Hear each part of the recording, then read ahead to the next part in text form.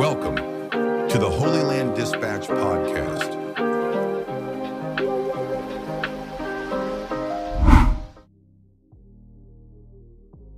Hello and welcome back to the Holy Land Dispatch podcast.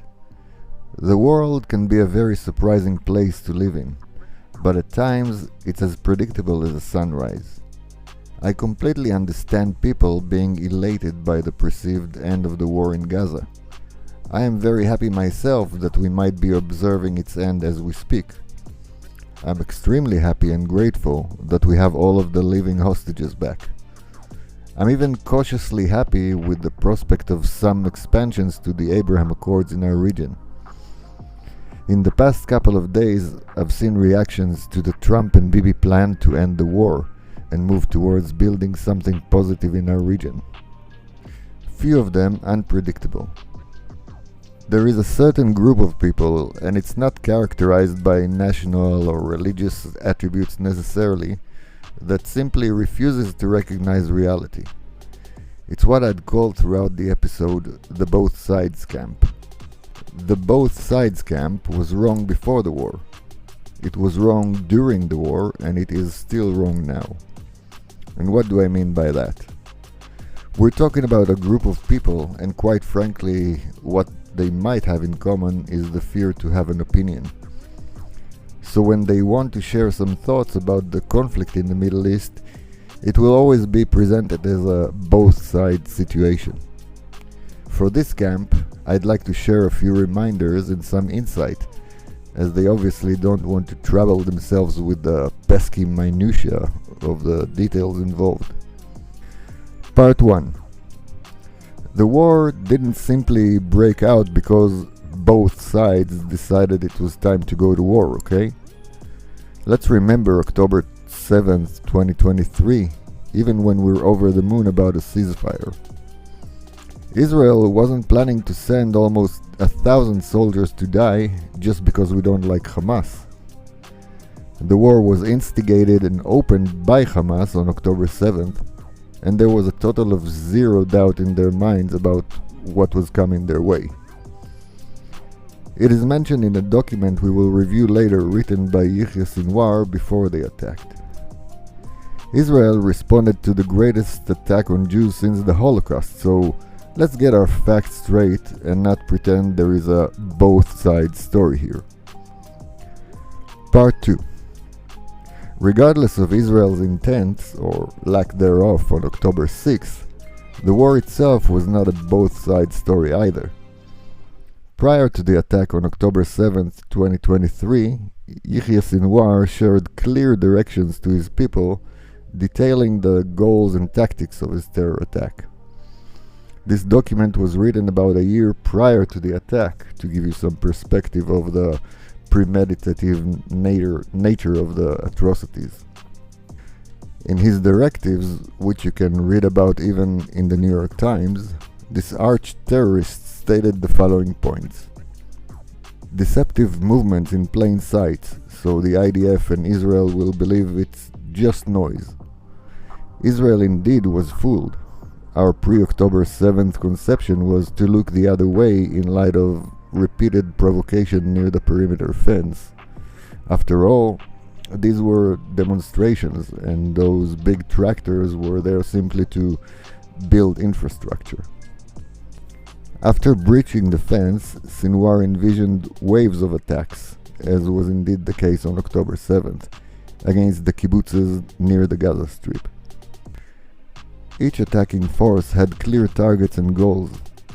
It included intelligence about civilians and military targets, although as we will see shortly, the military ones were just so they can get to the civilian.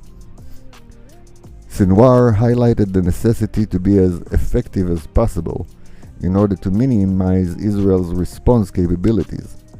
Obviously, he knew it will indeed come. Now we get a glimpse of what we already knew, but is written in the document. Sinwar clearly identifies the psychological terror goals of the operation.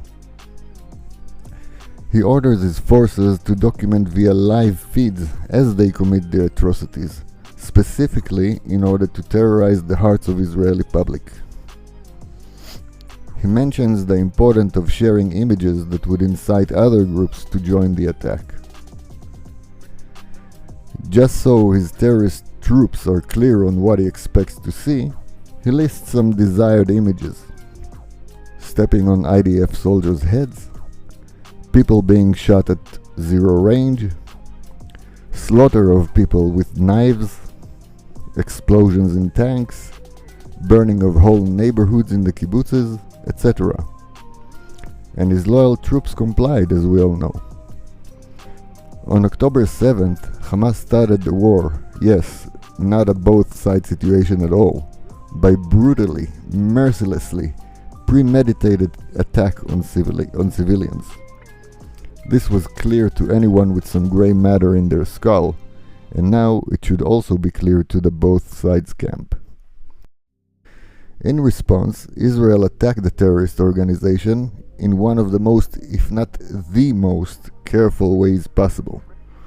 You can listen to Major John Spencer, the world's leading urban warfare expert, if you don't want my word for it. The militant to civilian ratio, lowest among anything in recorded history. The IDF always announced its intentions in multiple ways, asking civilians to leave a zone under attack. Even though Hamas attacked those Arabs trying to leave, the IDF did what it could to intervene on the civilians' behalf. Israel allowed unprecedented amount of aid to go into the Strip, pretty much during the whole war, and even built alongside the US distribution centers to ensure the aid got to the right hands. Hamas did everything in its powers to maximize Arab casualties in order to sway international public opinion. So, no, dear both sides camp, the war was not fought the same on both sides. Hamas didn't actually fight as much as it did what it could to make sure Arabs died. The IDF did everything it could to avoid it. Those are simple facts that are backed by reality and self-admission by Hamas, and all the color commentary around it is plainly motivated by blind hate to Israel. Part 3. The two sides camp also celebrates what they call the prisoners exchange. I don't know how to break it to you folks, but you are, shall we say, distorting reality yet again. You know, after the Yom Kippur War, in which Israel, Egypt and Syria took soldiers captive during the fights, there were prisoner exchanges.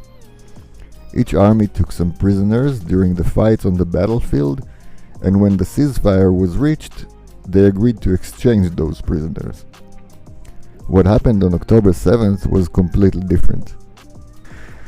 Yes, as part of the Trump-Bibi plan, the first step included the return of all Israeli hostages. Yes, the price for that was the release of many terrorists who were jailed in Israel. This was no prisoner exchange. This was Israel paying the ransom to free our hostages, nothing more.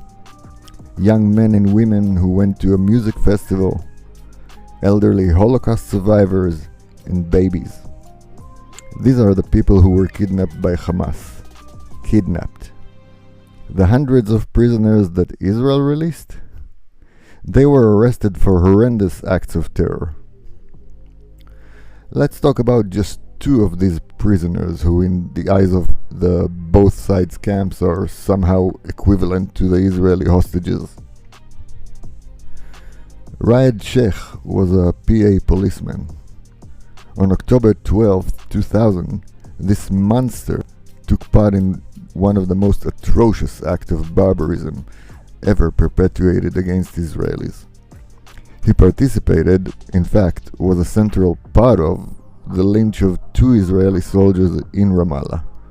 These soldiers were beaten to death in the most horrific ways imaginable. Their bodies were mutilated, dragged in the street, tied to a car. Ismail Hamdan kidnapped a Jew near Jerusalem, in plain sight of the non-intervening PA policeman in the place, and murdered him.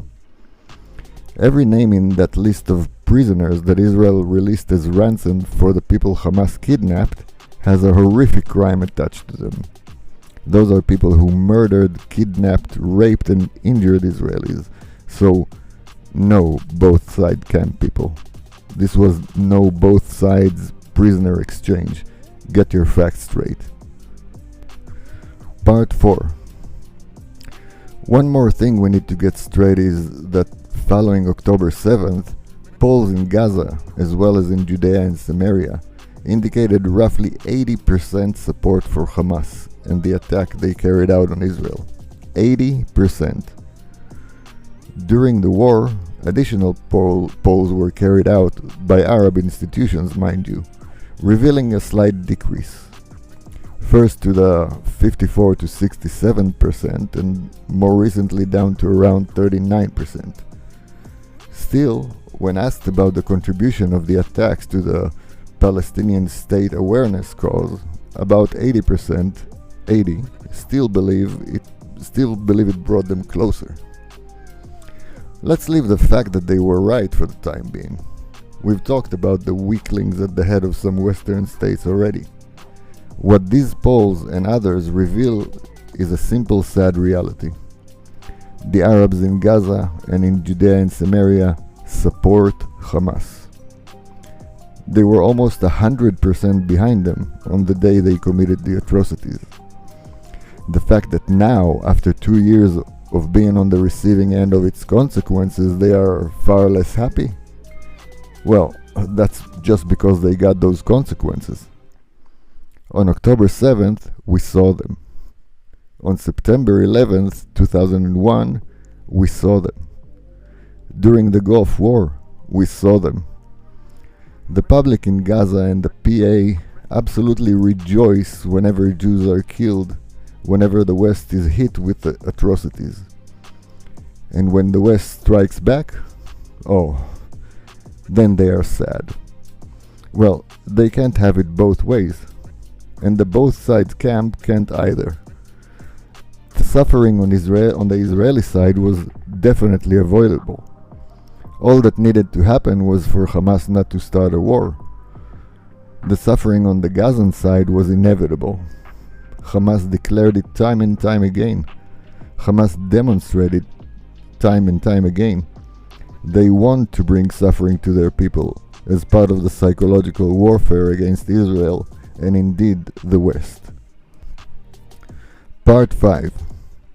So now we have a plan, which first step is already being breached by Hamas as they drag their feet with the release of the remaining 28 hostages that were murdered. Let's for the moment assume that this is resolved with no further military involvement. Everyone is talking peace. I even mentioned it. But let's make a clear distinction here. I'm not talking about peace with Hamas. There is no peace with Hamas. There is only the removal of Hamas as a threat to Israel. When it comes to this murderer terrorist organization, there is no peace and never will be.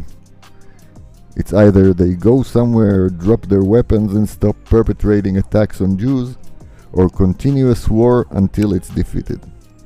There is zero moral equivalence between this barbaric terrorist organization and the Western democracy of Israel. No both sides.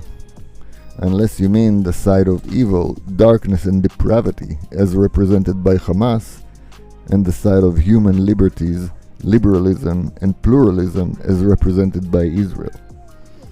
The peace I envision is not with the evil murderers of Hamas or the PLO. The peace I envision is with practical, pragmatic states in the region who want to build instead of fight, thrive instead of dedicating all resources to the destruction of Israel. I envision peace with people who can accept the reality that Israel is here to stay and want to make the best of the situation. With regards to the war in Gaza, I'm sorry, but I'm not happy for both sides. I'm happy for Israel. If and when such a miracle happens, and the people in the Strip or in the PA are no longer fully aligned with terrorist organizations, I'd be happy for them too. Until next time, thank you for joining the Holy Land Dispatch podcast. God bless. Bye.